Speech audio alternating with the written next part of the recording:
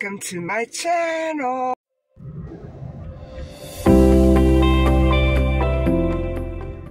Hi guys, how are you doing? Welcome back to the channel, and I just wanted to mention a couple of things before I start the day.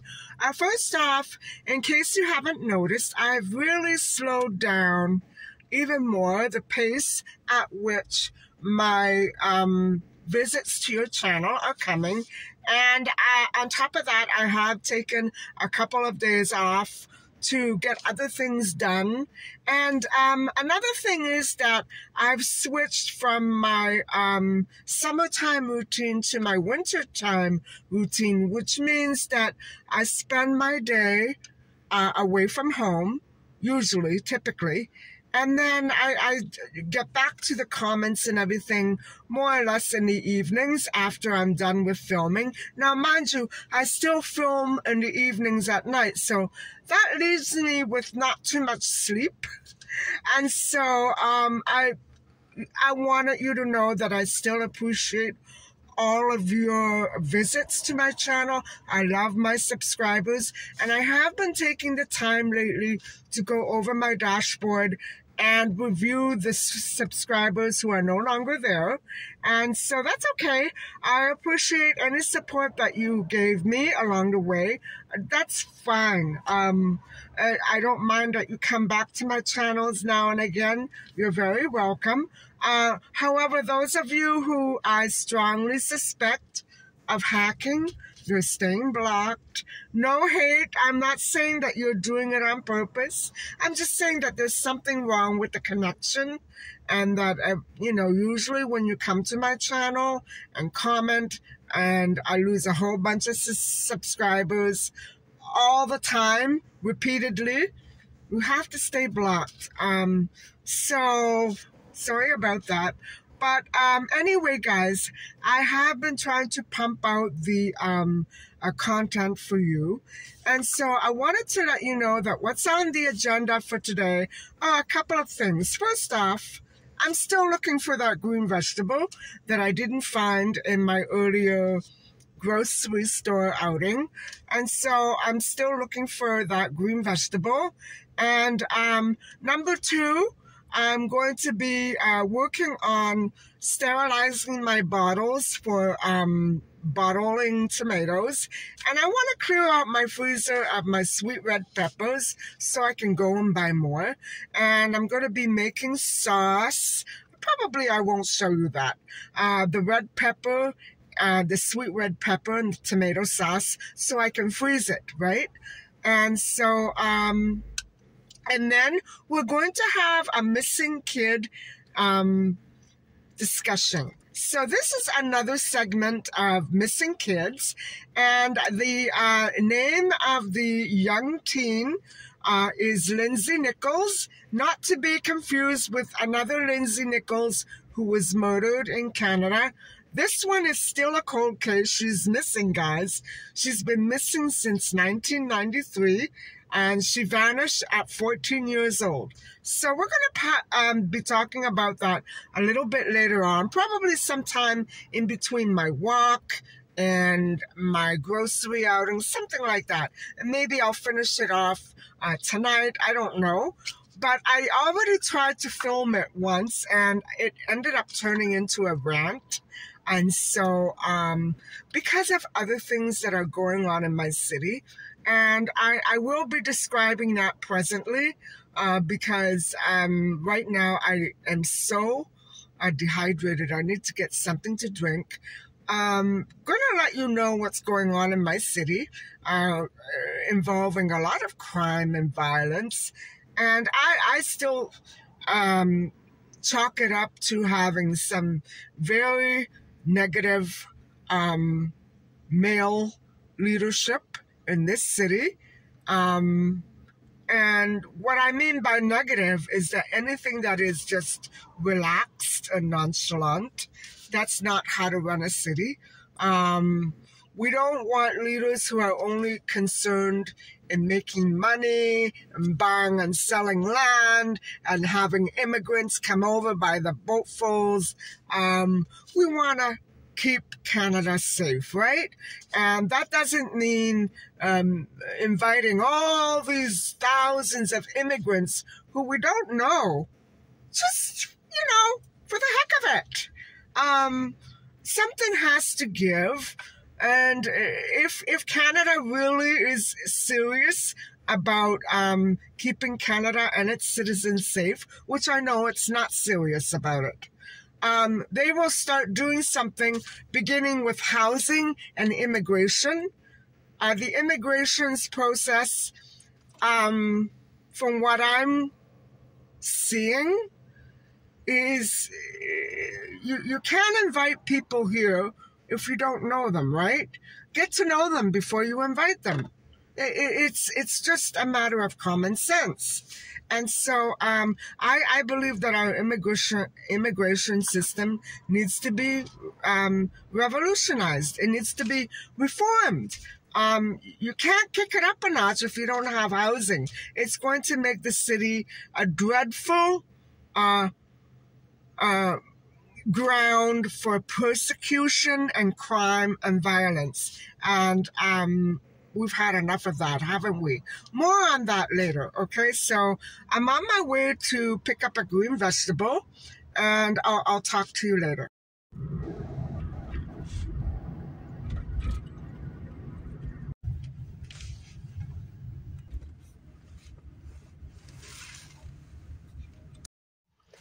Hi, everybody. So I got my green vegetables, and I thought maybe this would be a good time to have a little talk, because this case did not happen in my province. However, I believe it is very close, or could be very close to a phenomenon that has been occurring for decades now, and involves over 600 missing women all across Canada, and particularly British Columbia, BC. And so Lindsey Nichols resided in British Columbia, and so it's kind of related. And what I wanted to also talk to you about was, because it is Canada, and because my province in particular is having this issue regarding violence and crime, and it really also involves the attitude of law enforcement and politicians. And it's been called to everybody's attention that these crimes and these incidences of violence have gone out of control. And so it just so happens that one of my city's most prominent businessmen, let's call him Tom, has issued an open letter decrying my city's decline into violence and disorder. Well, so I'm not the only one, right? And so he is calling out civic leaders for letting it happen. Well, maybe some civic leaders are not only letting it happen, but maybe due to the direction that my city seems to have taken, maybe it's an agenda. I don't know what to think. And so calling it out is just not enough anymore, is it? What we have to do is realize that these civic leaders, and I'm not saying all of them, I would say particularly the male leaders, and it would be the most prominent male leaders, and you are very familiar with them.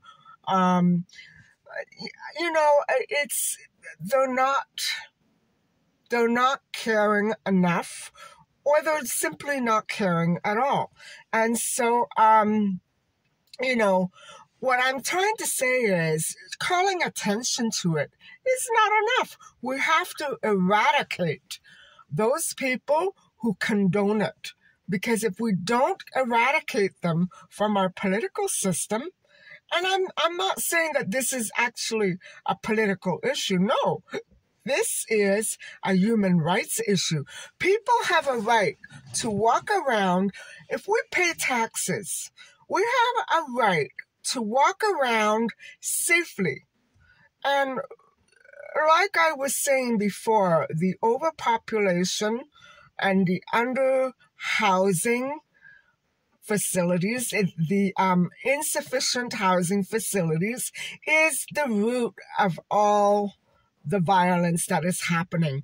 It really empowers the criminals, and it gives them the motive to continue on these violent rampages in public spaces, such as, the subway system, the bus system, public sidewalks, parks, grocery stores, rudeness that I called out to you recently. It's just scratching the surface. That's exactly what I'm talking about. But it is the same momentum that really builds up to all this violence in the city. And nobody can seem to put a stop to it, or nobody seems to care enough. I don't know what it is. Really, I don't know what it is. Remember all the protests that we had over Emanueljaques and sammyyatin. Now, sammyyatin's case, I'm not going to cover it because I'm just not going to. It's going to make me look bad. But really, the case makes our law enforcement look horrific. And I don't want to do that.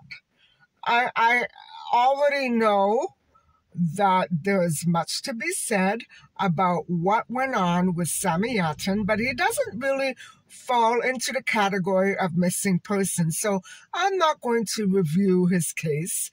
The key word here is sammyyatin. And when you figure out just exactly what happened to this 17-year-old boy, it's horrific because, guys, he did the same thing other guys did. And the other guys got a slap on the wrist. He got shot 9 times. So that's what I'm saying. It's a corrupt system, and law enforcement needs to take a step back and take a good look at what they're actually trying to do. And I'm talking about so many other horrific crimes that this same businessman is calling attention to. For instance, there were incidences on the subway, and which merited people calling attention to. And those vacant subway announcements that read, "If you see something, say something." Well, that's ridiculous, because even if you see somebody around you to say it to, nobody's going to care. Nothing's going to be done. And it's my opinion that we don't have enough people on the government that really, really believe it is their duty, and it is their duty, to keep the citizens safe, especially in public spaces and in common areas, like subway stations. You know what I'm saying? And so who are we going to tell it to? Well, it's very difficult to find the right people to tell it to. And I have found a couple of people that do listen, but it's that kind of communication is not always available. And so I don't want to, sacrifice my identity and go that far. But if I don't tell these people, God knows what else is going to happen. And so this man, Tom, wrote an open letter to our mayor, Olivia Chow, and other civic leaders, and he directed the state of transit. He decried the state of transit, actually, And he called attention to all the friction between cyclists and motorists and pedestrians. Well, it's more than that. It's overpopulation. People don't know how to handle overpopulation. It's the civic leaders who allow that to happen. And you can't fill all these public spaces with people who it's obviously going to be a problem if you fit all those hundreds and thousands of people in the subway system. There's going to be a problem, right? It can't go well. And so what I really think is that, number one, people should not be charged on a daily basis to take the subway and the bus for putting their lives online. They go to work, they go shopping on a daily basis. If they have no car especially, they put their lives at risk. What about the elderly who don't drive or who are not allowed to drive? How do they manage? Can they take the subway or the TTC? No, they can't. One woman was set on fire last summer on a bus. She lost her life. Another woman was gunned down. Another woman was stabbed. Very young women. One woman was gunned down in front of her home just a few days ago, in front of her own home. And she was about to be married. I don't understand it. She had everything going for her. This is hate.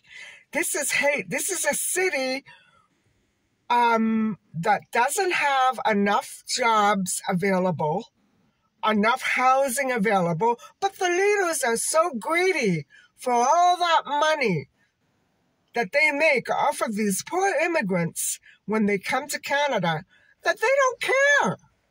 We have to get rid of these people who run our political systems. We have to get rid of them. They're no good for this province.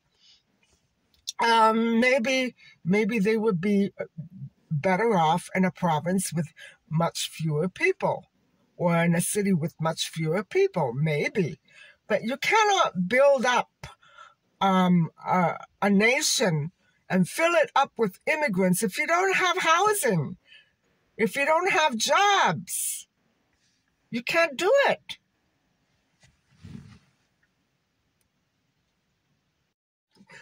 And so I wonder what Tom would think of the hacker who continuously turns off my camera when I'm sitting in my own home, or the attacker. I'm sure he's an attacker. I don't, for the sake of not using a more profound word with more graphic meaning, I'm going to call him an attacker. He has attacked me physically once in the underground, and he's trying to do it again. And so it's time for me to flash his license plate up on the screen again. Well, you know what? These civic leaders have to take note that people who are gunned down in their own homes don't deserve to be treated like that. They need to step in and make these private and public spaces much safer. I mean, if you can't go home safely, this city has come to it's come to its final last straw. They have to do something about the violence in this city. It's everywhere. Tom also calls attention to the fact that there really don't seem to be enough police around. Well, I actually am experiencing the opposite problem. I'm seeing them around too much, and when I do see them, I'm seeing them trying to establish inappropriate friendships and relationships with children, with youth. And I don't think that it's their I don't think it's their call to seek out children in the middle of a busy day or in the middle of a dangerous event to chat up kids. Now, I'm well aware that some of these children may be getting into trouble with the law, but when I see law enforcement actively seeking out children and inviting them into their cars, schools and families have to take a more active role in guarding their children. Children are not going to do it. I would say that maybe half of those persons who resemble officers are not officers. They're not. They're dressed up for Halloween. They're not officers. And so that's what we have to be careful of. There's so much going on, and I don't understand a lot of it. What else can I say? I think that Tom is very right to call out attention to the lack of proper police enforcement. But for those of the ones that I've just told you about who do things like playing with children and talking to children, they should lose their badges. That's not what law enforcement is supposed to do. And in a minute, I'll tell you why I think that maybe this behavior is very inappropriate. Okay, so in order for me to do that, I think I'm going to begin the story of Lindsey Nichols. And this is a very complex case, guys, because it's over 2 decades old. And it happened about 25 years ago. And it involves a typical runaway, the typical pattern of a runaway. And she was a habitual runaway. And so in a minute, I'll explain why. And so, therefore, not only was she a runaway, Lindsey was, at her own request, placed in foster care due to tensions with her parents regarding a previous move from Delta to Comox Valley, BC. And she missed her friends. She missed her, maybe she had a boyfriend, I don't know, but she was homesick. And now, so, you know, making a move at that age is very traumatic. And that is the same age that my parents moved me out of one home to another. And the neighborhoods were so vastly far away. And although I was not happy where we were living, I didn't think that I could manage another major change. And so, you know, that I grew up in a very busy and bustling neighborhood during my childhood. And to make a switch like that and then another, it was a lot. It was a big deal to me. I couldn't do it. And so that's basically what Lindsey was faced with. And she was placed with a foster family in Royston, a seaside village that is located across the bay from Comox Valley. And so the last time her mother, Judy, spoke with Lindsey was on the Friday before a long weekend in August when Lindsey phoned from the foster home. So she had already been in the foster care for about a week or so.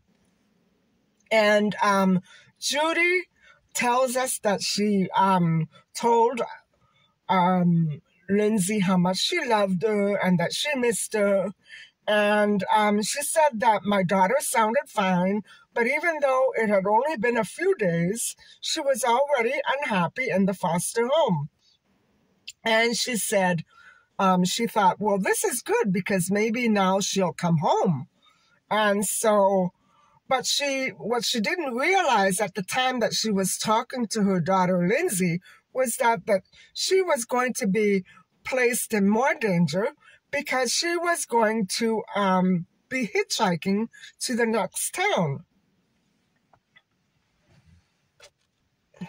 And so the thing is that Lindsey Nichols was going to be meeting up with friends, and they were going to a festival. It was the long weekend, and there was a festival going on, and so Lindsey didn't have transportation. And what happened was Lindsey's biological parents were going away for the weekend. And so on the morning of August the 2nd, 1993, 14-year-old Lindsey did have a disagreement with her foster mother and walked out of the residence, apparently to meet friends in Courtenay. She was last seen walking down the driveway towards Royston Road by her, she was seen by her foster mother. And so her foster mother was the last person who was with her or who actually saw her. And so Lindsey was never seen again. So guys, this is a cold case. We don't have her remains. We don't have any information. We never heard from her again, even though she had been just speaking with her mother on fairly good terms. And she, you know, the biological mother, Judy, felt at the time that Lindsey had not been planning to run away because she didn't take anything with her. And so she went walking down this country road and was never seen again. So this case kind of resembles the case of John Stonehouse and Darlene Tucker, where they actually ran away but went missing after they ran away. And we are kind of wondering, are the police protecting them, or are they really actually missing? We don't know. But with this case, I don't believe that the police are in any way trying to protect Lindsey from danger. On the day that 14-year-old Lindsey Nichols disappeared, it was August the 2nd, 1993, the Monday, the last day of the Canadian long weekend, and Lindsey was meeting up with friends at the annual Comox Nautical Days Festival. And so that had been the subject which brought about the disagreement between Lindsey and her foster mother. And so you might be asking, well, what was the problem between Lindsey and her biological parents? Well, Lindsey's family had relocated to Comox from Delta in the summer of 1992, the year before. And that move really impacted Lindsey very negatively. And she missed her friends so much and was constantly at odds with her parents because of the move. And so a few months earlier, about 3 months earlier, Lindsey and her dad, who happened to be an RCMP officer named Martin, got into a fight after he caught her sneaking out one night. And guys, that is such a dangerous thing to do. And so the next morning, after that disagreement, she pretended to go to school, but really packed some clothes and her teddy bear in a backpack instead, and wrote a note for her mother and ran away to Delta. So I would imagine she was on better terms with her mother than with her father, Martin. But I'm sure they both love her very much. And so what happened is that Lindsey's mother, Judy, discovered that because a teen runs away and then refuses to come home on cue, there's not much anybody can do, right? There's not much anybody can do. And so a little bit about the legacy of the disappearance of Lindsey Nichols. And it is that, like Melanie Evier's mother, she worked towards getting this DNA bank established across Canada. And now this DNA bank has already began accepting missing persons' DNA. And so Judy believes that Lindsey was indeed hitchhiking, and police believe that she did meet with foul play. And, I'm going to talk more about the area in a few seconds. So this case is quite similar to other cases that we've talked about, and particularly because first the kid runs away or leaves home voluntarily for whatever reason, and then it's decided that it's a missing kid case. So this is what complicates the case. We know that she ran away before, but we can't be sure about this time, right? She had an argument with the foster mother, and so that made it seem like she ran away, right? And so on the day that Lindsey disappeared, she was actually on her way to meet some friends. And so that is exactly what happened. Because she had run away 3 months before, the police were sure that she would have headed back to her former home in Delta. But for some reason, Judy, her mother, didn't think so. They treated her as a runaway because she had run away before, and so almost nothing initially was done to search for her. Now that's the tragedy of this case. And of course, it's nobody's fault. But there should be certain protocols followed, right? Whenever somebody goes missing for more than 24 hours, you should immediately do those procedures regardless of what could be possible. You can't second guess. You have to really go through all those precautions and search properly, right? Before the trail goes cold. So nothing was done initially when she went missing.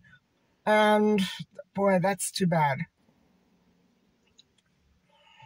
So, what happened is that over the last 3 decades since she's gone missing, almost 3 decades, police reviewed over 400 tips and administered 15 polygraph examinations and interviewed over 100 people in connection with the case of Lindsey, most likely her friends. Lindsey's file is categorized as missing with foul play suspected.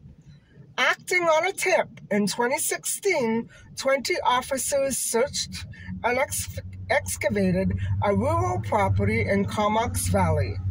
And officials did not reveal what they found, but hoped it might lead to more information.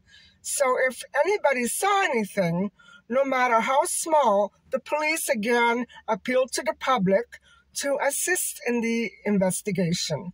And guys, I'm going to leave the rest for later because I'm a little warm and I want to go for my walk. So I'm going to leave the rest for later and I'll catch up with you at home. And I don't think I'm going to be doing much else today. I have a lot of work to do at home. So I need to head home early today. And I'll see you later. I hope you're enjoying the discussion so far. And we'll talk more about it later.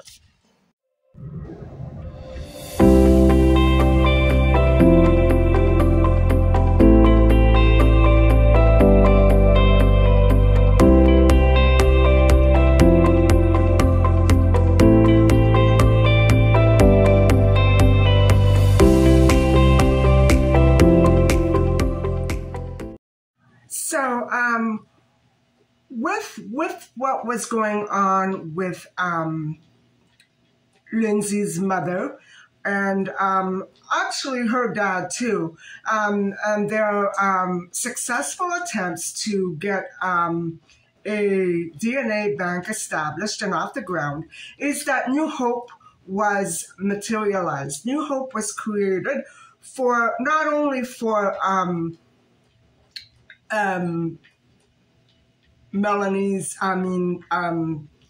Lindsey's mother and father, in order to find out what actually did happen to her, but for all the missing persons who have not been traced, have not been found, and who may be in fact scattered along Highway 16, which is otherwise known as the Highway of Tears. And I'm going to get to that in a second. If you recall, about 2 months ago, I reviewed a case. The girl's name, she vanished when she was 15. Her name was Melanie Evier, and her mother also became very involved in trying to establish this law that would enable DNA to be donated into the bank in hopes of finding missing persons. And it's to my understanding that it's totally voluntary. And so there are concerns and issues about it being corrupt, becoming corrupt, and people are afraid that maybe the results are going to be twisted and tainted. And so that's one issue with the DNA bank. But otherwise, this is known as Lindsey's Law. And so what it does, guys, it enables relatives and other people close to the missing person to contribute their DNA as well. Like that, say, for instance, the siblings or parents pass away, there will still be DNA there to compare in case missing remains should materialize. And so I think that this is very important, right? We need something like that to be established, because when we look at all the women who have gone missing, and children and men, this is not just about women, all the missing people who have yet to be found, and all the remains that are scattered across Canada, especially the Highway of Tears, we need something. We need some sort of basis. We can't just keep going blindly. You know what I mean? We need to establish some sort of database. And for those who will argue, well, no, there should never be any such thing, because of past indiscrepancies and, police lose evidence. Well, for one thing, I don't think it should be in the hands of police. I think it should be in the hands of a different type of police, but not at a typical common police station. Police have been known to lose evidence, too much of it, and repeatedly. So, no, that would be a bad idea, right? So, anyway, this has been established. This DNA bank has been established. And so it's up to us to see that it remains a part of the system and not becomes deteriorated, not it becomes lost and mistreated and abused. That is a very important thing to remember, that if people start to mistreat and abuse the DNA, there's no sense in having it, right? There's no sense in having a DNA bank if we're not going to take care of what we have in it, right? It's just like money. You don't go and put your money in the bank and then forget about it, right? You take care of it. So it's the same thing with DNA. Only in the past, police have not followed those specific guidelines to take care of the DNA. It should not be in the hands of police, right? There's too much going on, too many people coming and going. I would say that it's not a safe place for something as precious and rare as DNA to be placed, right? Or any other evidence for that matter. No evidence should ever be in the hands of a police station.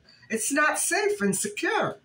So that's my opinion on it, judging from past experiences with lost DNA and lost evidence, right? And so there was a long delay in formulating this DNA bank, for the simple fact of the matter is that there were technical issues surrounding the collection and use of DNA, and it had to be straightforward and upfront and not stolen. You know what I'm saying? Those are the issues. And in the past, police have breached those privacy laws. They just didn't care. I would say even if they were in the right to suspect somebody, that really doesn't make any difference, really. Because if you get something and go to trial with something that you stole, it would be a mistrial, and the criminal would get away. That's why that we have to do things on the up and up, right? And so in places like Virginia and USA, the DNA bank has been in existence. Is it Virginia or Carolina or both? I'm not sure. But there are a few places in USA where this sort of data bank has been in existence for a number of years. And so when we go and see shows like CSI Files, whatever it's called, I don't watch TV. Although I know I would probably love that show. I used to watch it with my mom, and I loved it. But the thing is that people automatically assume that it's like that everywhere in the world. Remember what happened with Julia Wendell? She didn't know where to look for DNA. Now, we don't know if Julia Wendell really is a misplaced person, but she's a good example to go on. Now, if she were living in a state where there were a DNA bank, it would have been so much easier for her. Instead of saying, I think I'm Maddie McCann, she could have checked it out first and provided herself with a lot of more confidence and comfort by doing it securely and confidentially, rather than going, via the media. And so, but she really felt that she had no other choice. And so that's what I'm saying. Data banks would make life simpler and easier and happier for a lot of people if they just existed everywhere. And so they don't. And with Canada, it's a very new concept. And I hope it's a concept that keeps developing and progressing, not like our housing, right? On the one hand, Justin says, oh, well, yeah, housing is too expensive. And on the other hand, he's hailing in all these cartloads of refugees and immigrants without a thought in the world or a care in the world of what's going to happen to them once they get here. They're not going to be able to survive. And so that's cruel, right? That's like, subjecting people to cruelty. You don't save them by subjecting them to cruelty. You take care of them and treat them like Canadian citizens that they are. And so that's what I'm trying to say. So even though the police did scour that property in 2014, they did scour another property in 2011. And so neither of those investigations, which were based on new tips, led to anything new. No new evidence, no new knowledge, no new tips, just hunches, right? And so I am sure that one of those properties was the property of the foster family, right? She was there last. She was seen there last. And regardless of what, the innocence of the foster family, that is where people had to start. And so, it's nothing has ever come. And so tragically, it remains a cold case. And so during the times when those two properties were searched and excavated or investigated, it was a very difficult time for Judy and Martin, the parents of Lindsey. They felt that they could not make the week go fast enough. It was just, they were paralyzed with anxiety and anticipation, and nothing came of it. And so that is tragic, but I understand why Judy and Martin would want this DNA database to exist. So like that, they will always have the hope and chance that someday they will find their daughter's remains if she is indeed passed away. And it doesn't look that promising, but we don't know. We don't know anything. We have no idea what happened to her. And so when Lindsey was last seen, she is described as Caucasian, 5'3" between 110 and 115 pounds, with green eyes, blonde hair, blue jeans, and a pink and blue checkered top, wearing white sneakers. And that would have been August the 2nd, 1993, on the Monday, the last day of the long holiday, the long weekend holiday. And so I've been talking to you about law enforcement and law enforcement in Canada and the connection that Lindsey may have to the Highway of Tears, which is known as Highway 16 in BC. And so why have I been ranting about law enforcement? Well, so many of the women who went missing along that highway and in that region were First Nation. They had belonged to First Nation communities. And so across Canada, since the 60s, 600 or more First Nations women have been reported as missing or have turned up as victims of homicide along that highway. And so it's no wonder that Highway 16 has been renamed the Highway of Tears. And so I guess you're maybe thinking, well, so, okay, what do the police have to do with this, or the RCMP?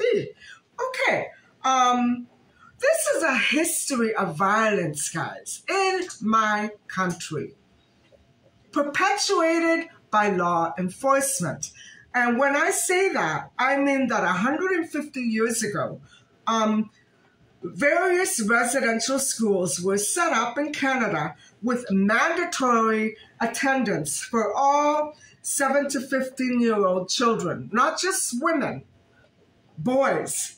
So around 80,000 children. Guys, think of this. Imagine this.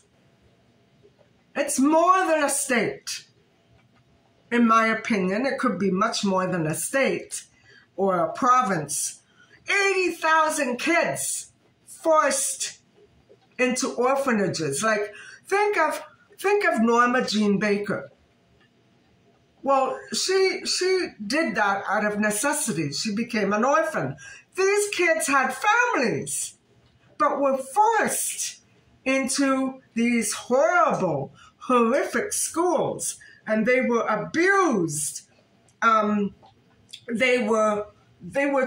What happened was that they were being forced to be mainstreamed into Canadian culture. Well, it's not. Canadian culture is now been mainstreamed as abusive, right? And so they were so abused and malnourished, underfed, and abused in so many different horrific ways that I won't even go over. And they weren't even properly housed. And so children were not allowed any contact with their family members. And they weren't even allowed to celebrate any of their cultural holidays or anything like that. Can you imagine losing your roots and your family like that all at once, just to be abused and orphaned? Yes, law enforcement participated and perpetuated it. Now do you get my drift? And so, guys, there are some misleading or contradictory, hold on, I have to take my bottles, my jars off the stove so that they don't evaporate into nothing. Hold on. So what I was trying to say about the Highway of Tears, which is actually the title of a documentary film by Matthew Smiley, released in 2015.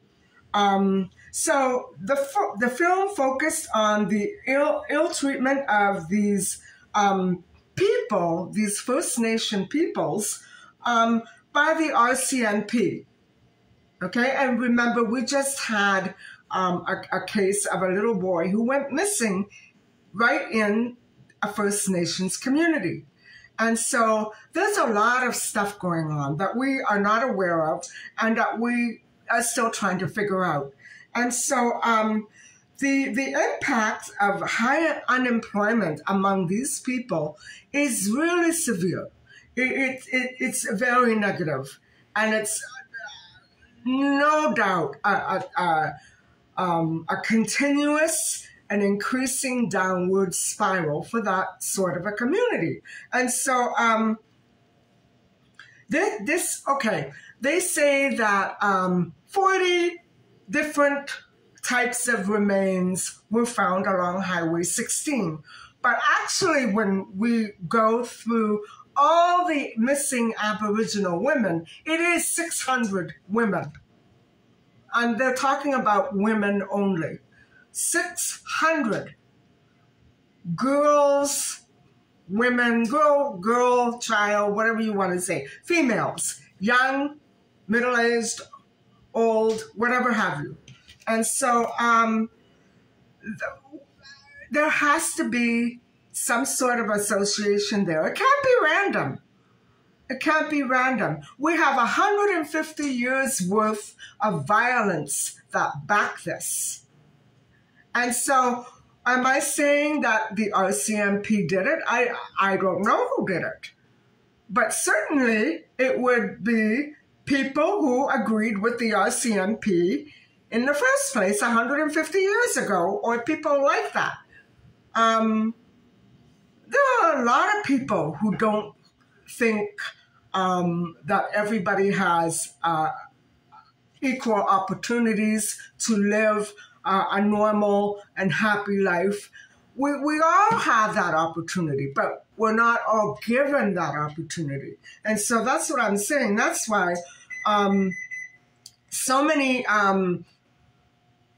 remains have been found along Highway 16 in Canada's BC province, and the road is 720 kilometers long and runs from Prince George to Prince Rupert. And so, yeah, that's not good.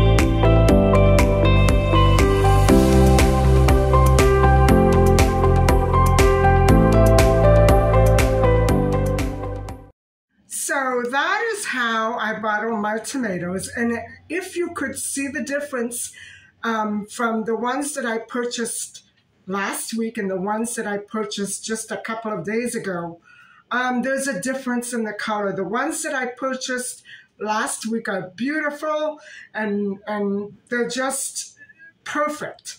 But these ones, it could be that they cooked too much when I blanched them. I didn't intend for them to cook, but they're a different color and they're watery. So the tomato season has passed, guys.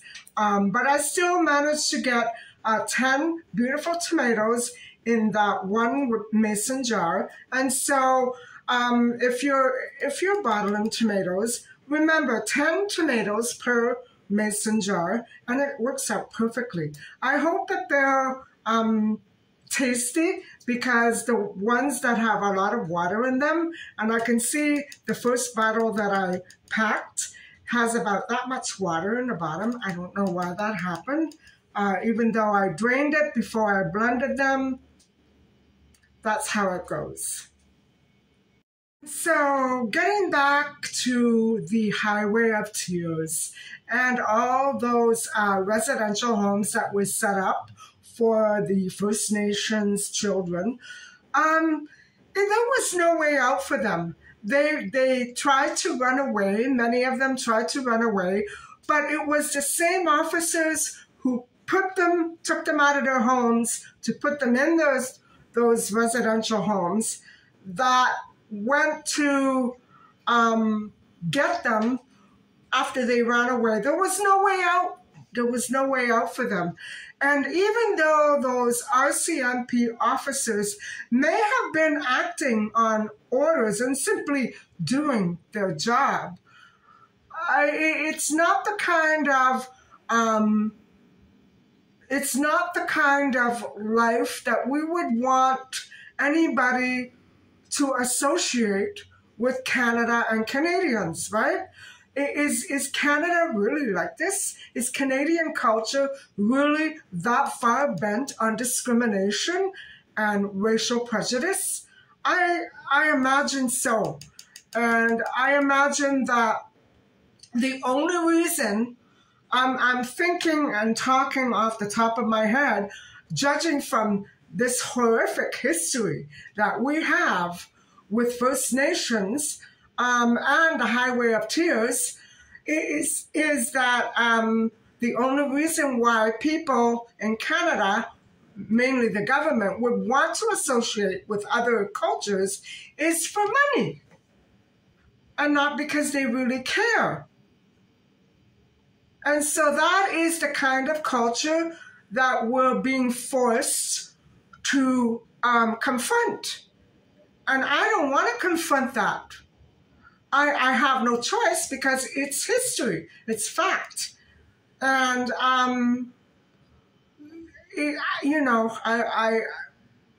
it's just, yesterday I went off on a rant about it, and today I'm more or less, I'm rendered speechless because I don't see a way out. Even though in 2008, the government did offer an apology for all of that, it was very, very, very little, very, very, very